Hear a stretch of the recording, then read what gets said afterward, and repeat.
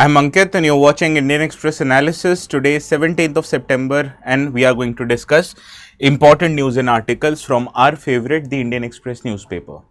Now, at the outset, when you look at the articles, you'll think, why is sir discussing all these kind of articles? But do not worry, I'll tell you how these articles can be asked in the exam directly or indirectly, okay? Let us start by understanding the first article. This is an article from Explained section and it talks about tractor sales in India. Why is tractor sales important from UPSC? I'll tell you today, okay? Now, tractors, where are they used? They are used for agricultural purposes and agriculture constitutes 18% of India's total GDP. Agricultural activity engages as many as 45% of total workforce in India. So that is why this article becomes important from Indian economy perspective when it comes to agricultural sector, when it comes to mechanization in agricultural sector, and you will realize in our today's article, tractor sales are also indicative of how rural economy is growing, right? So we'll discuss the first article from a wider perspective and how these articles directly and indirectly can be asked in the question. I will tell you in our today's discussion, okay? In the second article, we are going to cover the upcoming rule changes in the sport of Formula 1. How many of you have seen the recent movie of Brad Pitt, which was on F1? It was quite a popular movie. So even if you haven't seen, the crux of this matter is that Formula 1 has been in popular news across the period, and from the last few years you'll see questions have increasingly appeared on the sports. Earlier it was Kabaddi, this year in the UPSC exam it was chess.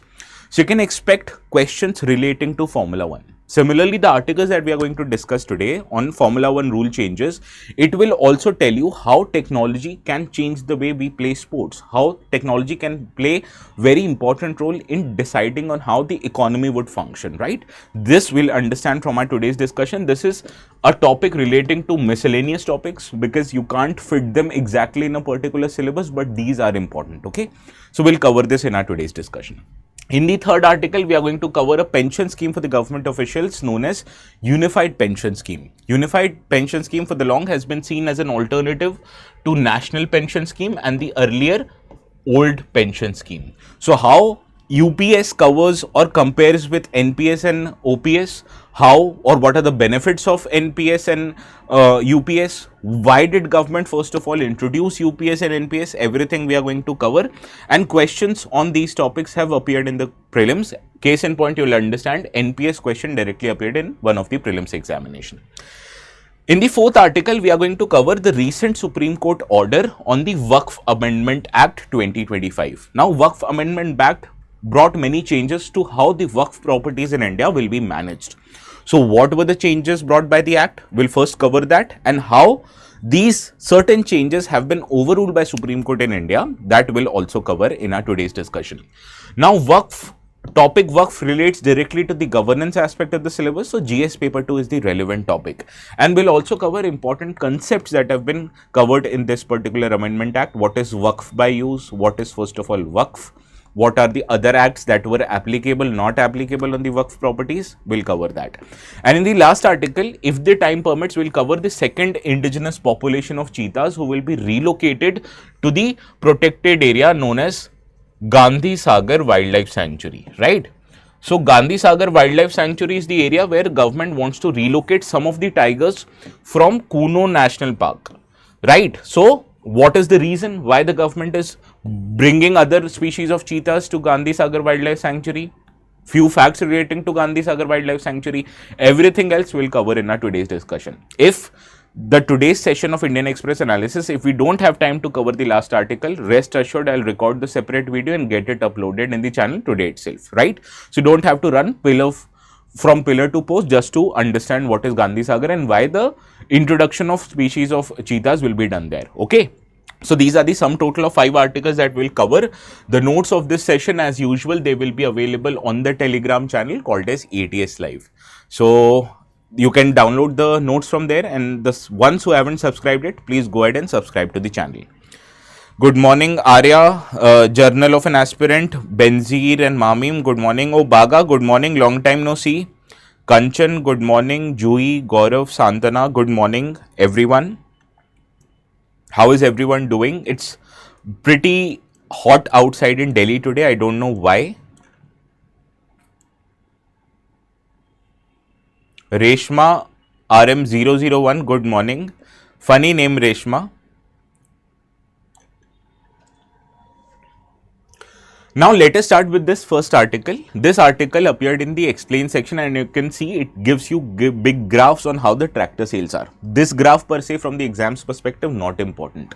What all you can get from this article which is important from the exam, I'll provide it to you, no need to worry. Let us understand the context of this discussion. Tractor sales are widely seen as a proxy of farmer sentiment and the health of agricultural sector, especially in the rain-fed areas. Now, you need to understand only 52% of India's gross cropped area is irrigated, which means the rest, that is 48% of the land, is rain-fed. Now, whenever in these rain-fed lands where agricultural activities are practiced, you need to understand the output of agriculture is directly proportional to the amount of rainfall. So, if the rainfall is good in a particular year, the amount of agricultural outputs in India will also be good, which would lead to higher income for the farmers. Whereas, if the rainfall is inadequate or less than the desired amount for agriculture, it would lead to lower yields, resulting into lesser income from the farmers. And when farmers have higher income or agricultural levels in the economy are good, you need to understand the overall rural economy would actually be quite good. And that is why tractor sales can be seen as a proxy. Automatically, who purchases tractors? They are the farmers. So, if farmers have more money, they are going to purchase more tractors. So, you can say tractor sale is directly linked with health of India's rural economy, directly linked to India's agricultural economy, right? Now, sales of tractors, they rise with good monsoon, also with due to increased MSP support by the government, remunerative crop prices that the farmers get while they sell their crops in the market, and also through rural income growth. So, all of these factors directly lead to better sales of tractors. Similarly, if there is a decline in the tractor sales in India, it would show that agriculture might have faced a drought or El Nino year. I have told you multiple times, whenever there is an El Nino geographical phenomena, it leads to bad rainfall in India, directly leading to lesser agricultural yields. Whereas, on the other hand, if La Nina situation prevails, it leads to better monsoon in India, directly leading to higher yields of agricultural crops. So, these are the factors that tells you whether tractor sales rise or not. You will find out what the state of rural economy is. Now, the trends in recent years, these trends are very important. First of all, in the last few years, India on a general has witnessed good rainfall.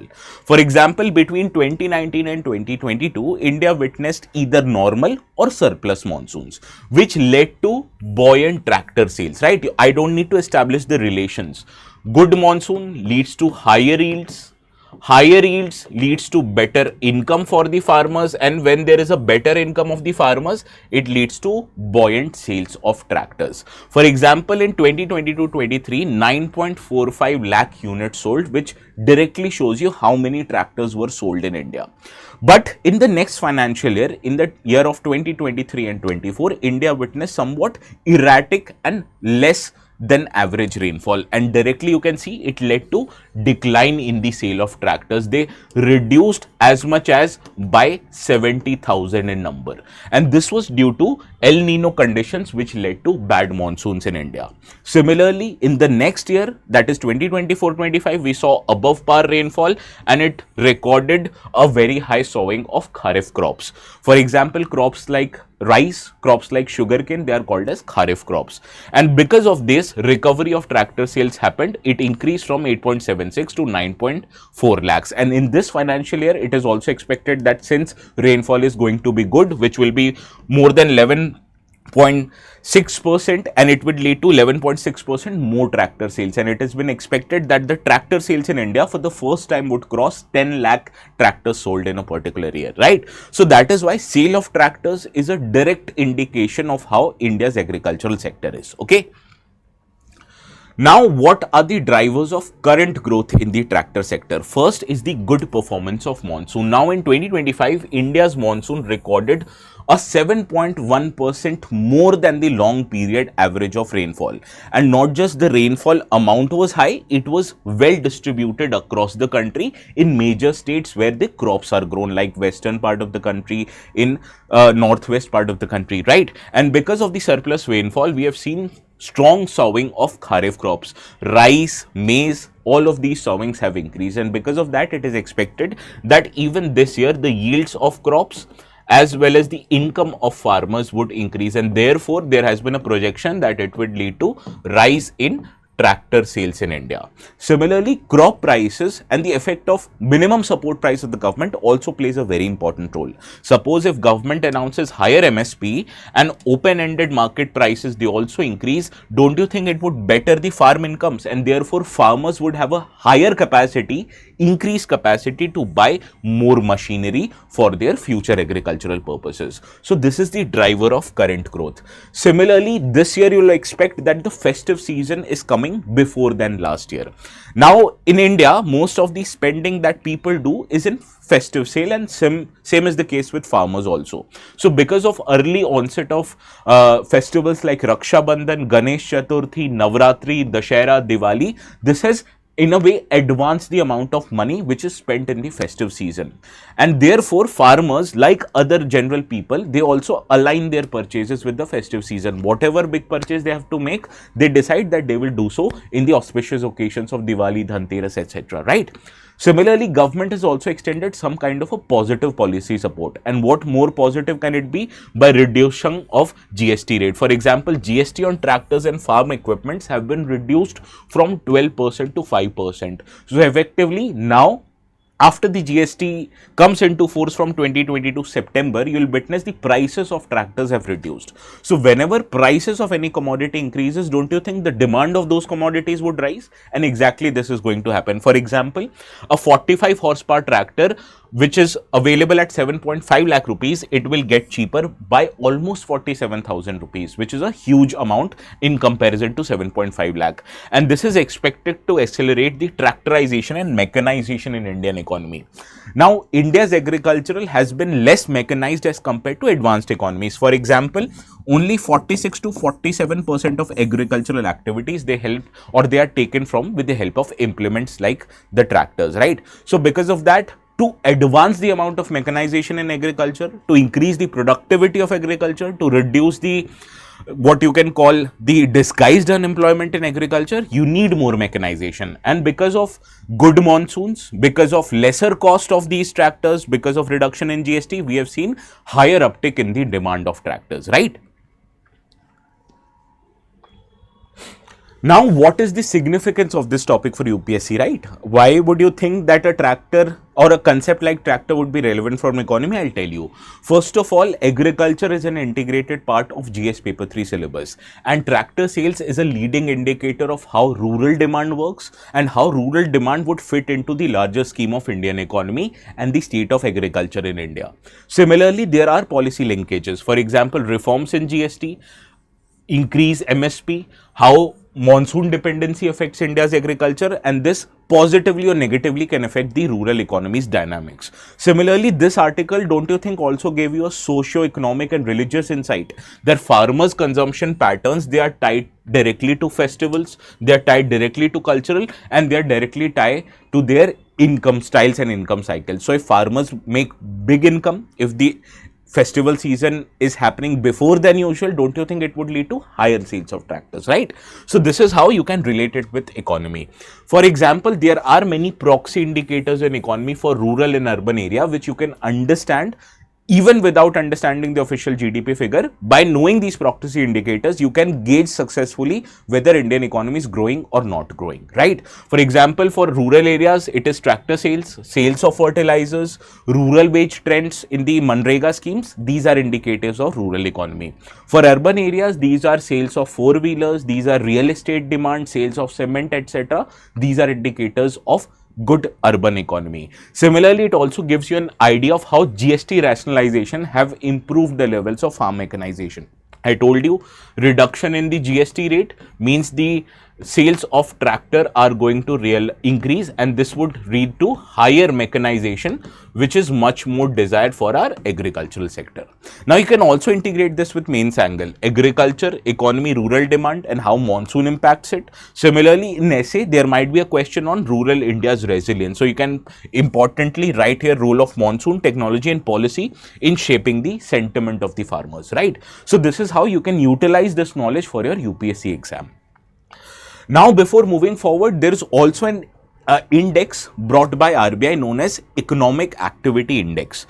And this index is an efficient predictor of how advanced quarterly GDP estimates are brought by the NSO. Now, in India, the GDP figures are published by an organization known as National Statistics Office, which is a part of Ministry of Statistics and Program Implementation. But you have to understand these figures are published with a lag of 2 months.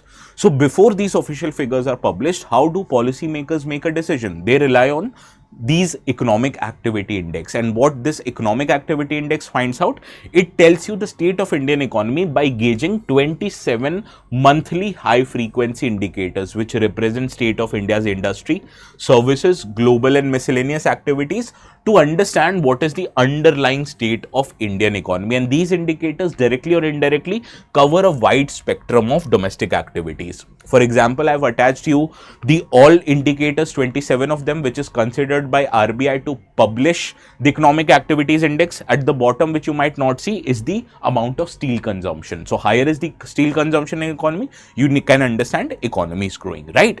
Now, what's the point of all this exercise, or what's the point of having an indicator in parallel to the official estimates of GDP? There is a very good reason for it. For example, the official GDP estimates, which are brought forward by National Statistical Office under the Ministry of Statistics and Program Implementation, they are available but with a time lag of 2 months. And these delays may pose constraint in optimal policy decisions by the government, by policymakers, etc.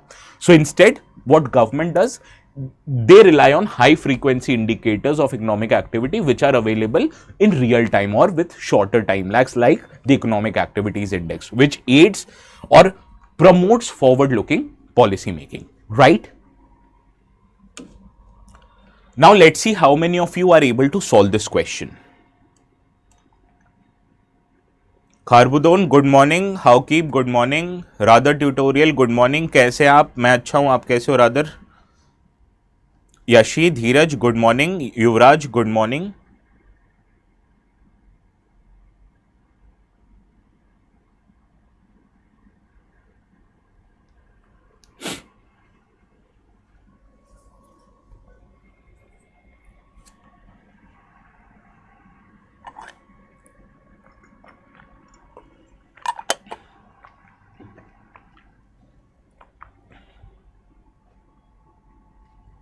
Agriculture is a state subject.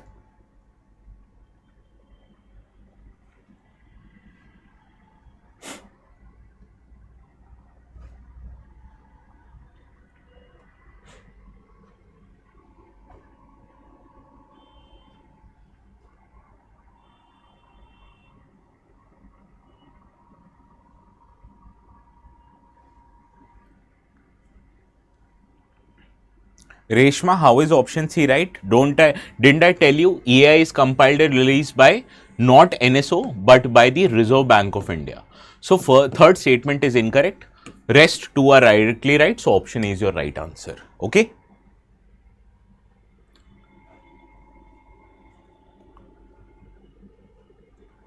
$27. Yes, you're right. It should have been. You have to find incorrect options.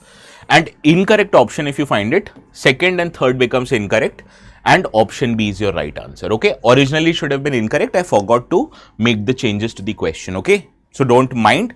Now you know what is right and what is incorrect in this. Now let us move to this second article. It talks about upcoming rule changes in the sport of Formula 1. How many of you have seen anything related to Formula 1? Anyone?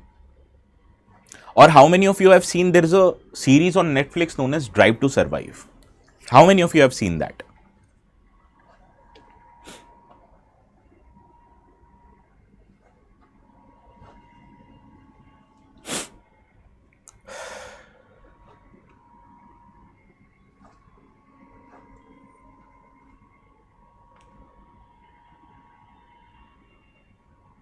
Justin TV, right? So you need to know the image that they've put here is wrong. Actually, these are not Formula One cars. Okay. Now, the case in point, why are we discussing this kind of an article? Prima facie, it might look not so very important from UPSC. But if you look at the question, this year, there was a question on chess. Not so long ago, there was a question, I'm sorry, on kabaddi. So that is why some kind of miscellaneous questions relating to sport have been appearing in the exam. Few years back, there was this question on World Test Championship, which is relating to cricket. So important changes that happens in the state of sports, that becomes important from your exam. Okay. Well, धीरज जो अभी पढ़ा रहा हूँ वो पढ़ लो, बाद में discuss करेंगे आपके doubts. Okay. I'm sorry. I guess I've caught cold. Now, what are the key changes in Formula One regulation? Now, the body which is regulating the Formula One is known as FIA. Okay, now this body is responsible for bringing regulations in the entire motorsport, be it MotoGP, be it Formula One, be it NASCAR, etc. Now, the cars, according to the new regulation, will become more agile and more competitive. Agile car means cars can change direction quickly. So, you can understand when cars can change direction quickly, it would give a better control to the driver, so the races would be more competitive.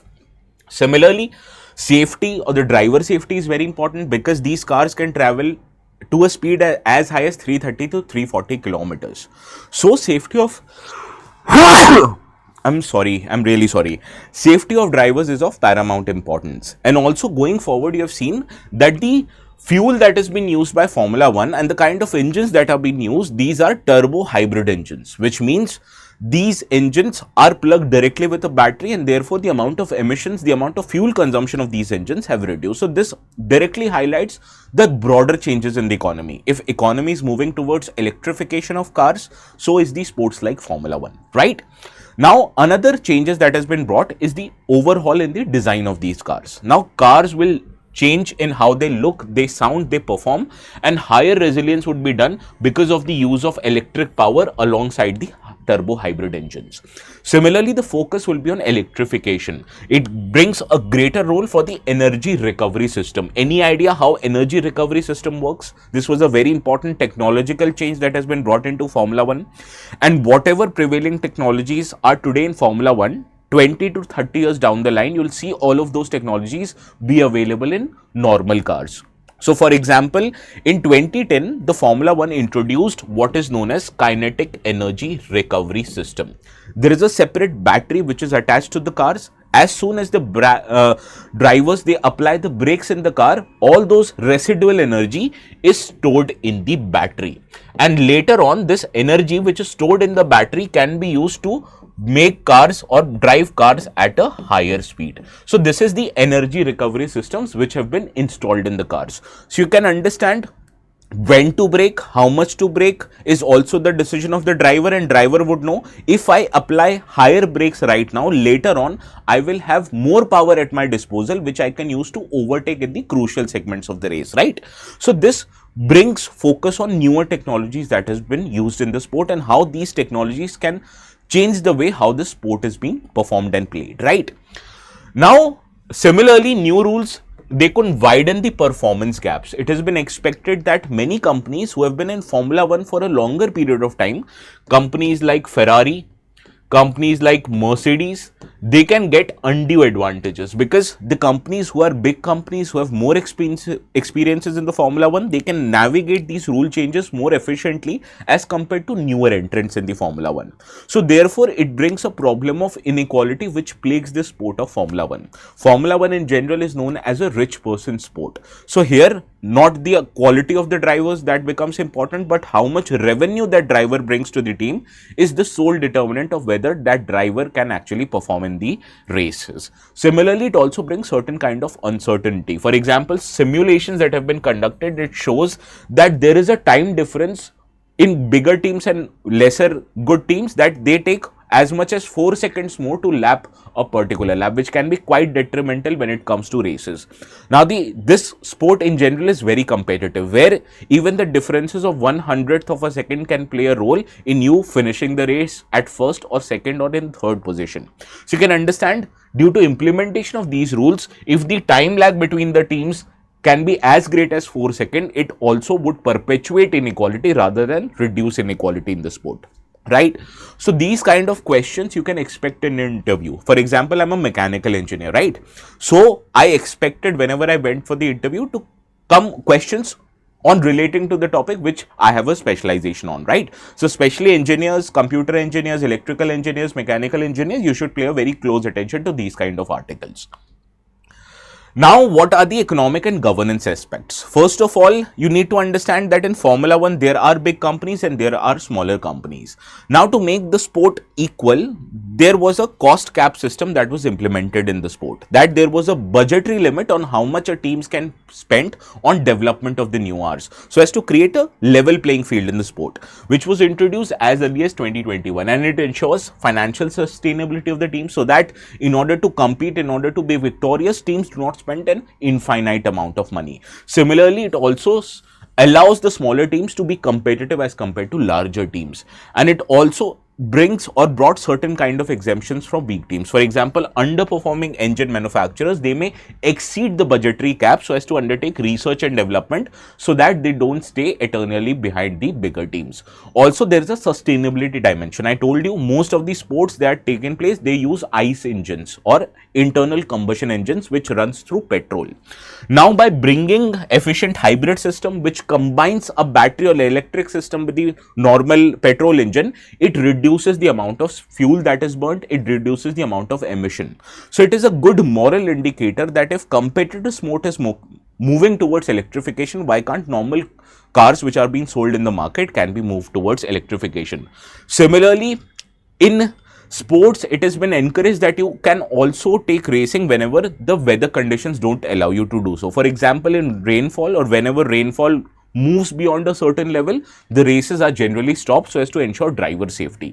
But if you allow for better racing, don't you think in terms of consumers, in terms of watchers of the sport, it would be more thrilling for you to watch a race which can be very close during the rainfall season? Yes. So these kind of rainfall changes has been brought so that the sport becomes more competitive, it becomes more engaging for the viewers, so that it leads to higher revenue, right?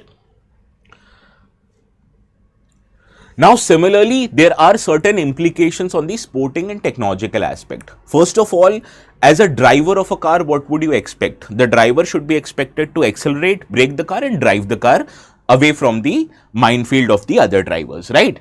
But now the driver's decision would also include when to brake, when not to brake, or when to use the reserve energy system in their batteries so as to gain higher speed. So now it brings a certain decision whether this sport solely depends on driver skill or it also increases the chances of automation, because now decisions that the drivers would have to make also depends upon when to deploy their reserve energy.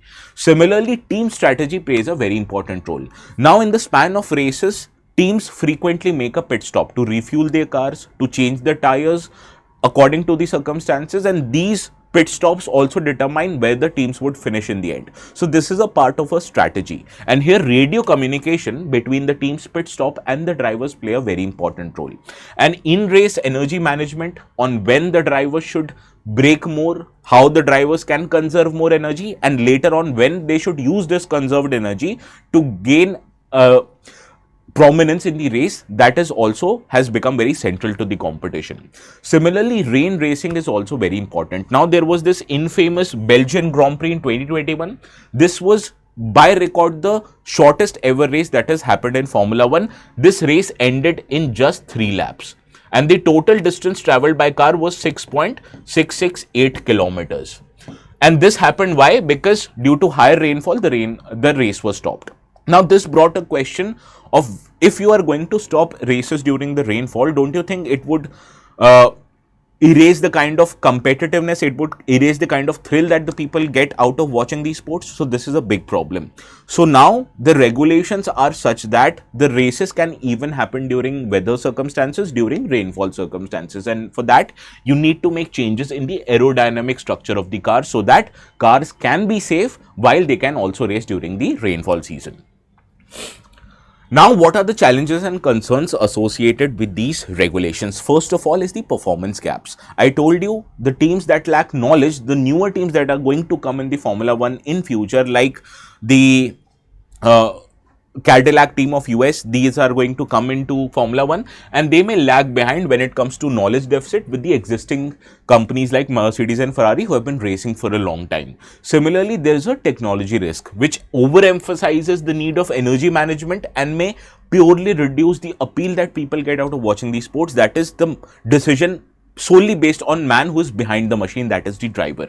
Similarly, there's implementation uncertainty as rules are still evolving. So the FIA also needs to consider whether to balance the factors like innovation with the fairness, which unfavorably goes against the newer teams. And also there is a spectator value attached to it. FIA aims to prevent cancellation or making races boring and using them in the rain, and it also brings excessive technological complexity. So more the technology factor drives into innovation, the lesser would be the man and wheel factor going behind the innovation. So all of these considered needs to be balanced. You need to be indicative, you need to allow for incorporation of technology, but you can't let technology go against the newer entrants, or you can't let technology create or diversify or move away from the level playing field, which is essential for every sport, right?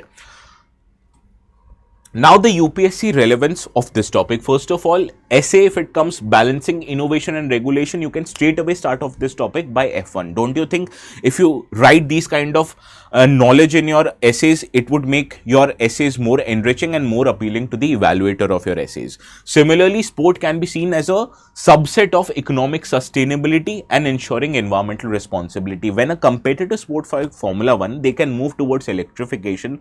So don't you think it would strengthen the arguments of moving towards more sustainable environment, towards reducing the emission of greenhouse gases, right?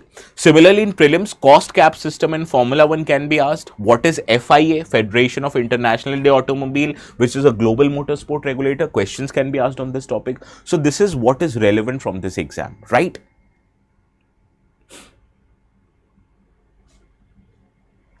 Now let's see how many of you are able to solve this question.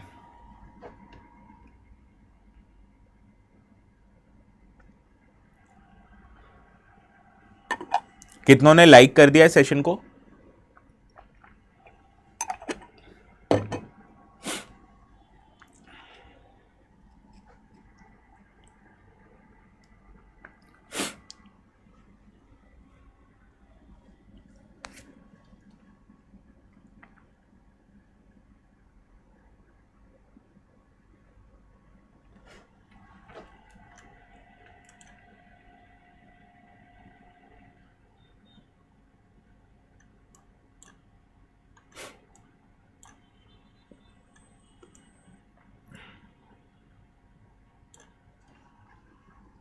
Yes, option A is right. Statement first is right. New rules, they completely replace the hybrid engine system with fully electric power units. Incorrect. This is not Formula E, right? Formula E is where the electric cars race. This is using a hybrid energy system which combines a turbo petrol engine with a electric unit. Okay.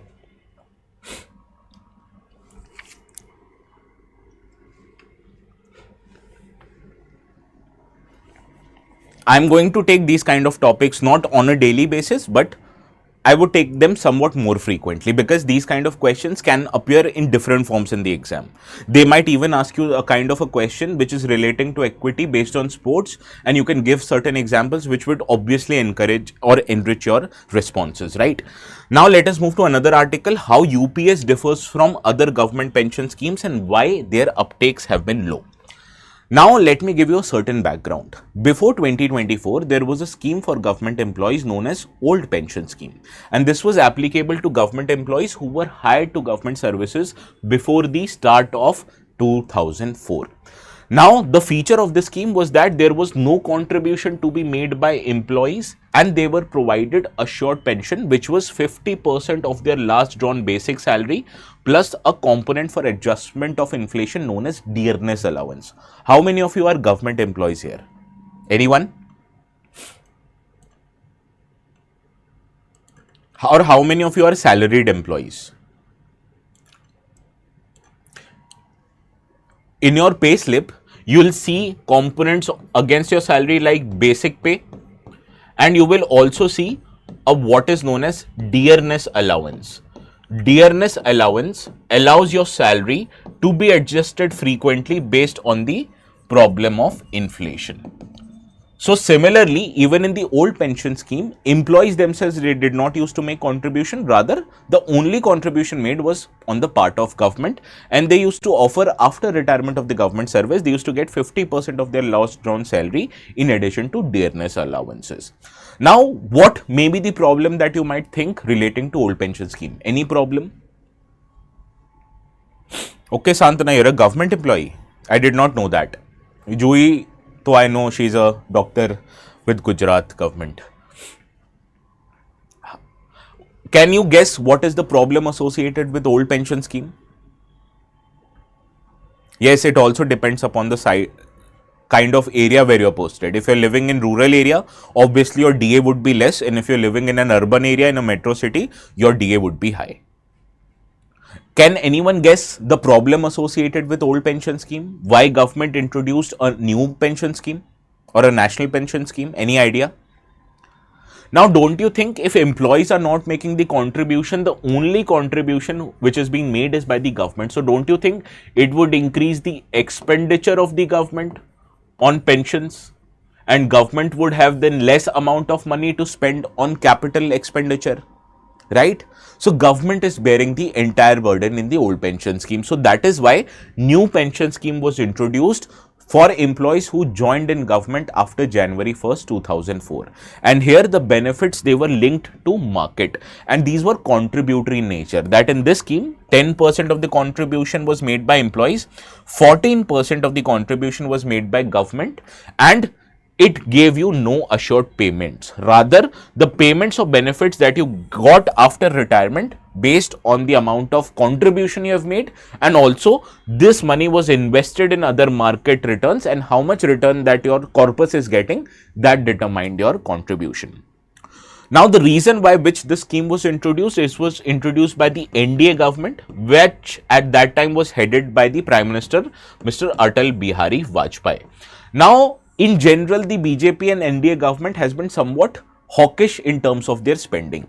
So, government realized that this was a big problem. That was, government was spending a lot of money on providing the benefits to its government employees. So, there is two angles to it. First is to ensure fiscal sustainability of the government. So, this argument would want government to reduce their expenditure.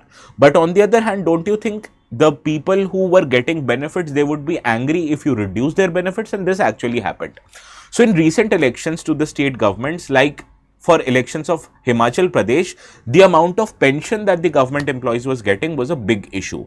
And it was expected, and it is realized that one of the reasons behind BJP losing the state of Himachal Pradesh was that the other opposition, that is the Congress party, they promised that if they come back to power, they will implement the old pension scheme. So this is one of the politically charged issue. Why this was a politically charged issue? I told you, government rightly so wanted to reduce its spending, but invariably it angered the government officials, so it is expected that they voted against the BJP government. So this was the background that you needed to know. Now, unified pension scheme is somewhat between old pension scheme and national pension scheme. What was the biggest problem with new pension scheme? Here, the government employees after their retirement were not getting any assured payout. Rather, whatever they were contributing, that determined their payout, and also the market returns of their corpus. So, government tried to balance both of them. It did not try to increase its spending to the levels of OPS, but it tried to increase its spending so that the employees after retirement using UPS can get higher amount of returns as compared to National Pension Scheme. So in this light, you'll have to understand UPS or Unified Pension Scheme, which has been effective from 1st April 2025. So government employees who have joined into service after 1st April 2025, they are eligible to get UPS. And the coverage here is optional, that it is not mandatory on the central government employees, rather optional for them that they can opt for a UPS. And under NPS presently, there has been very close to 24 lakh government employees. Now this includes employees of central government, this includes employees of state government. Similarly, private individuals who are involved in private service, even NRIs, they are eligible to subscribe themselves for NPS and they can open a separate account. Now the eligibility is that the government employees can opt in, who have NPS, they can opt in for UPS by 30th September 2025, and also employees can revert back to NPS once, but after they revert back to NPS, they can't come back to UPS, and it is available up to 1 year before retirement and 3 months before their VRS. So this is the eligibility of UPS scheme. Now what are the key features of UPS scheme? We also need to understand this. I will tell you the difference between NPS, UPS, OPS. No need to worry, Kharbudon. Wait till I complete this. Yuvraj, PDF will be available after the end of the session on the channel. I told you, ATS Live. Now the contributions that are made by employees in UPS is 10% of their basic plus DNL's allowance. Similarly, government also contributes 10% of basic and DNL's allowance. But in addition to that, government also contributes 8.5% of basic plus DA in the pool of corpus. So you can understand, as compared to NPS, the government is spending higher amount of money for the benefits of UPS beneficiaries. Similarly, here the employees would get assured pension, that is 50% of their average basic pay in the last 12 months after they have completed 25 years of service. And in any case, if they have not completed 25 years of service, minimum pension that the employees would get would be 10,000 per month if they have completed 10 years of the service. So what it assures? It assures that the amount of pension that the government employees would get would be assured and fixed, not changing as was the case with NPS, right? So these are the benefits. What are the benefits? Government, although spending higher amount of money, but at the same time, it is ensuring assured pension to the employees. Similarly, this is also providing for family pension. If God forbid the beneficiary dies, then their spouse gets 60% of the pension amount. Other provisions is that during retirement, they are not just going to get pensions, but they are also going to get a lump sum which equals to 1/10 of their last basic pay and DNS allowance for each completed 6 months of service. So this is like a gratuity benefit that the employees get after their completion of their service. Now, who are not eligible? Employees who have been dismissed from service, they are not eligible for the scheme, and it also provides you to option to return to NPS once, and after that it cannot be readopted. So it is a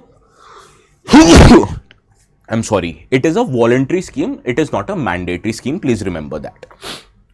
Now, as you were asking, what is the difference between old pension scheme, national pension scheme and UPS? I have created a table here. So the employee contribution was no in the case of OPS, however it is fixed at 10% in case of UPS and NPS. Similarly, government contributed 100% of the pension liability in OPS, which was a huge cause of concern. They contributed less in case of NPS, and here they are contributing higher as compared to NPS. Now, the best benefit of UPS is that they get assured pension of 50% of the average of their last 12 months of basic pay and at least a minimum of 10,000. They were not getting any assured pension as far as NPS was concerned. Now, family pension is provided in OPS and in UPS, where the money that the beneficiary got after the death of the original pensionee was linked to market, so it can increase or decrease. So it was not assured in that way. Now, market risk was no in OPS, it was very high in NPS, and it is very less in compared to UPS. So government is reducing the risk associated with the pension payments. Similarly, they used to get gratuity in OPS. They were only allowed partial withdrawal before their retirement. However, in retirement, they get 1/10 of the formula based income as lump sum. So these are the key differences of the NPS, OPS, UPS. Understood, Karbudon? Yuvraj?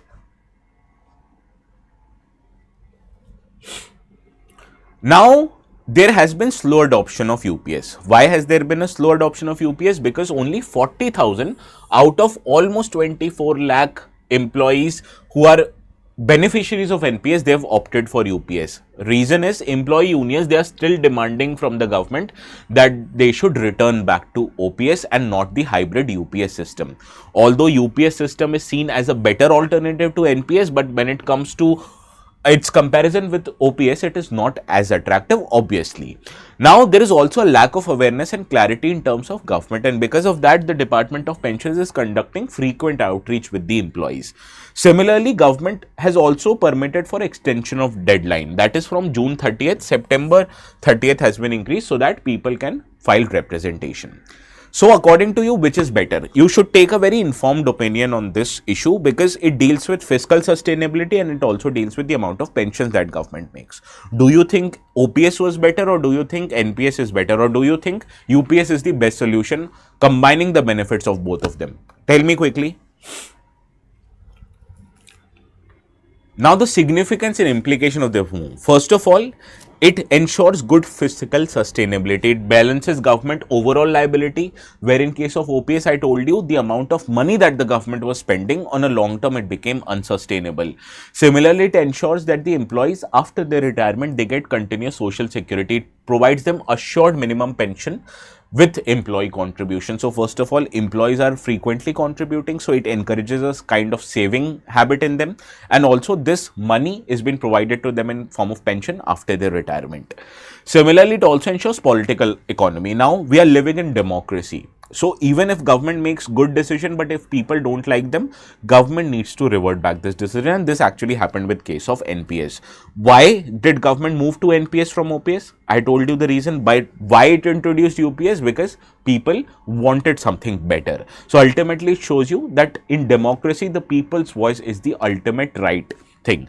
Similarly, it also understands how you need to undertake governance reforms. UPS is a middle path between fiscally unsustainable and heavy OPS and a market linked or risky NPS scheme, right?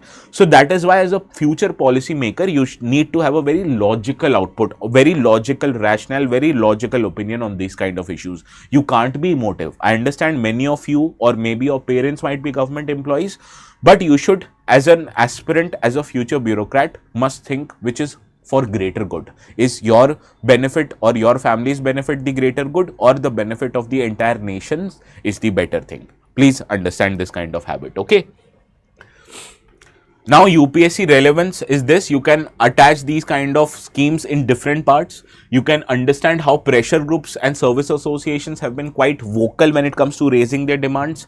This is a very integrated part of fiscal policy. If government increases its expenditure obligations, don't you think it would also leads to borrowing and debt of the government? And when borrowing and debt of the government increases, it would lead to increase inflation in India. So this is how it affects fiscal policy. And how can be prelims angles? It can ask you questions on NPS, UPS and OPS, right?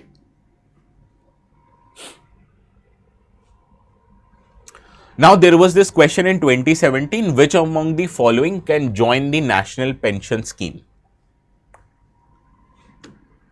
Tell me the right answer.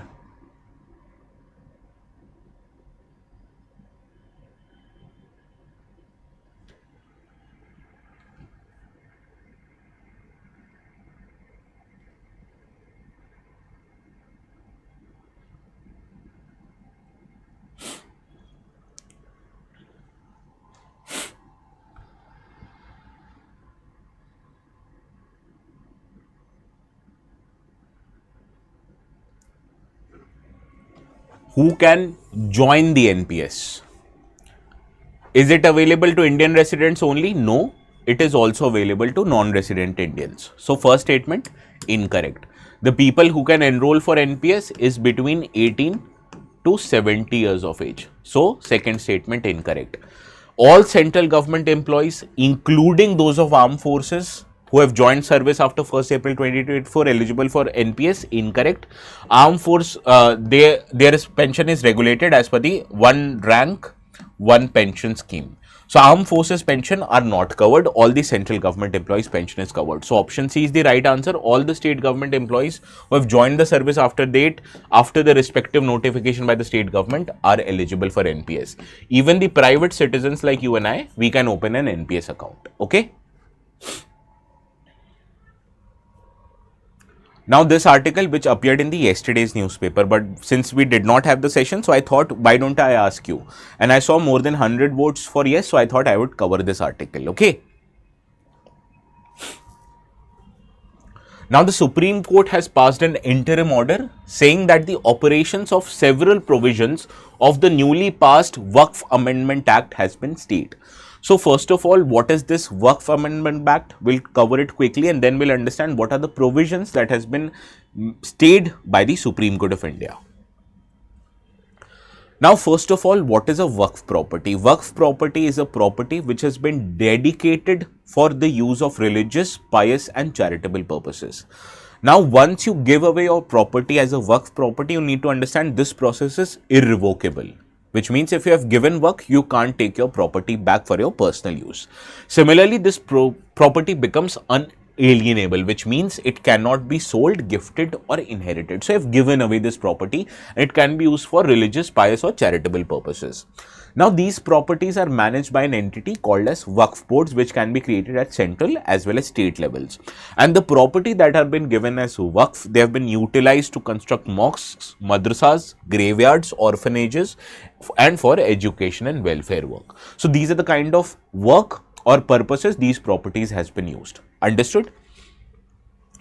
Now, the important provisions of the Waqf Amendment Act. The most contentious of the provisions was that if there is a dispute on whether the property is Waqf property or not, earlier this was settled by the Waqf board. Now, this power was shifted away from Waqf board and this power was given to the district collector. So, yes, the IAS aspirants, if you are going to become IAS in future, you may or may not decide on the conflict or the disputes relating to Waqf property. So, if an inquiry started based on the dispute of who owns the Waqf property or on the ownership of Waqf property according to this Amendment Act, the land would immediately stop to be treated as Waqf property until this matter is finalized. And collectors, they can also give for correction in revenue and Waqf boards records directly, right? So, these are the kind of contentious provision. What was the most contentious provision? Earlier, these properties was discharged by Waqf board and they were also responsible for settling of the dispute. Now, this power was shifted to the district collectors who now would become responsible for settling of the dispute. So, this was one of the contentious provision. Second was that it brought new definition of the Waqf. It stated that the Waqf can only be given by a person who has been practicing Islam for at least 5 years. There was this problem that many people, they were converted to Islam and then they were asked to give away their property. So, as to prevent the misuse, the government brought this new definition of the Waqf. A person can only give their property away as Waqf if they've been practicing Islam for 5 years. Similarly, another provision which was very contentious was inclusion of non-Muslims in the Waqf governance. It allowed large number of non-Muslims in Central Waqf Council and State Waqf Board, and there was no fixed cap on how many of the people can hail from non-Muslim communities. So, theoretically, non-Muslim members can outnumber the Muslim members in the Waqf Council and the Waqf boards, right? Similarly, it brought also many procedural and structural changes. First of all, it introduced stricter mechanism for registration and verification of Waqf properties. For example, rules require more transparency and accountability in management of Waqf estates. Right now, these properties, it has been alleged that these properties are not very transparent in nature, although they are rightly given for charitable and religious purposes, but they sometimes can be misused for private purposes also by the Waqf boards. Also, there was this abolition of the concept of Waqf by use. Now, earlier there was this principle, if you have been using a property for long-term religious and charitable purposes, this automatically denominates a property as a Waqf property. And the amendment removed this Waqf by use, citing misuse to claim use of government land. There was this many cases where government land was continues to be used for Waqf property and it made in principle them not the government land but Waqf property, and this was one of the biggest disputes that has happened. So, this was abolition of Waqf by use by the Amendment Act.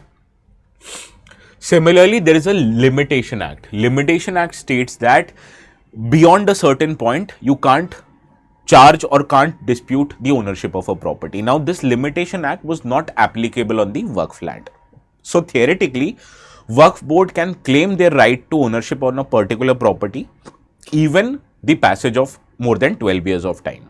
So, earlier Waqf could reclaim enroached property without any time limit because Limitation Act was not applicable on Waqf Act. But now Limitation Act applies, meaning the cases must be filed within a legally prescribed times, which states if the immovable property has been under the control of anyone else for 12 years, you can't challenge the ownership after 12 years, right? Now, what was the Supreme Court ruling? Supreme Court ruling, first of all, state the powers of the collector in deciding on the dispute of Waqf matter. The Supreme Court stated that the property will remain a Waqf property during inquiry. As I told you, the amendment stated that once the inquiry is going on, until unless it is settled, this property would stop to being treated as a Waqf property. And collector, they cannot directly alter the land records. But to balance the interest, it stated that there won't be dispossession which would happen until this matter has been heard, but there is no third party rights that can be created, which means the Waqf tribunal and Waqf board can't sublease this property to a third party until unless there is a final decision. So this is the first restriction that the Supreme Court did on the section 3C of the Amendment Act. Similarly, there is also an inclusion of non-Muslims in the Waqf board. First of all, I told you the original Amendment Act did not put a cap, which was a very big problematic problem because it would have led to non-Muslim members outnumbering the Muslim members in the Waqf Council and Waqf Board. Now, this Supreme Court judgment has actually put a cap that state if a Central Waqf Council, which usually includes 22 members, they can't be more than 4 non-Muslim members. Whereas in State Waqf Board, which includes 11 members, in that there can't be more than 3 non-Muslim members. Similarly, 5-year Islam practice rule has been stayed. First of all, there is no way the government can establish the person's identity or his religious belongings for a particular time frame. Do you think there is a certificate that is given to you after conversion? So how would you establish that a person has been practicing Islam for 2 years, 3 years, 5 years, 10 years, right? There is no way to do it. So Supreme Court has stated that we have stayed this until you figure out the clear guidelines on how you will verify a person's religious practice and interest, right? So this has been stayed by the Supreme Court of India. Now a practice question with reference to social religious institutions in India. Which one of the following correctly depicts the term Waqf?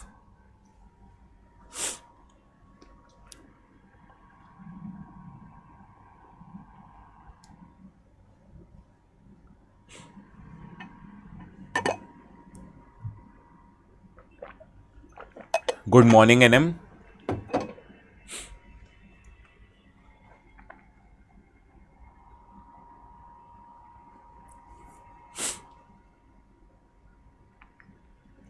Option C, a charitable endowment made under Islamic law for religious or pious purposes is the right answer of the term Waqf. Okay. Now there is another article. This article appeared in the yesterday's newspaper. So what I'll do is that it is almost 11:59 right now. So I will record this video separately and get it uploaded today itself, most likely at 9 PM. Okay. So you can download the rest of the notes in the channel ATS Live and stay tuned. I also have one important surprise for you planned today. I will give you the link. This surprise would logically go live at 6 PM. Okay. GST Council, both members present, whole portfolio under 10 CA. इसको explain करने की क्या जरूरत है? You have already said this, Dheeraj. The taxes of GST has been played in concurrent list. So therefore, both of these government can together, in sitting together, can decide on the GST. So this is all for today's session. Let's end our session. Have a great day, everyone. Okay. And please stay tuned for the surprise at 6. You'll like that surprise and it is not a sale. Don't worry.